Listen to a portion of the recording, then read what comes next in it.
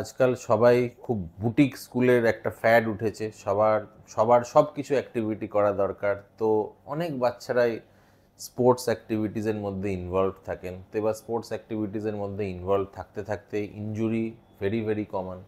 তো ধরুন আপনি একজন পেরেন্ট, হঠাৎ করে ফোন এলো যে বাচ্চা স্কুলে পড়ে গেছে এবং ধরুন হাতে বা পায়ে চোট লেগেছে।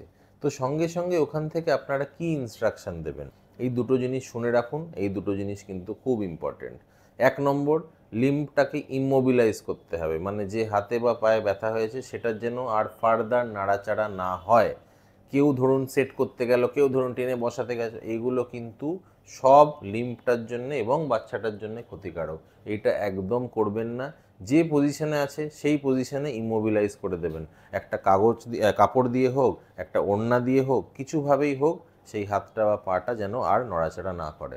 আরেকটা হলো, যে পয়েন্টটা বলবো সেটা হলো next 4টে point, that is ice ice ice ice.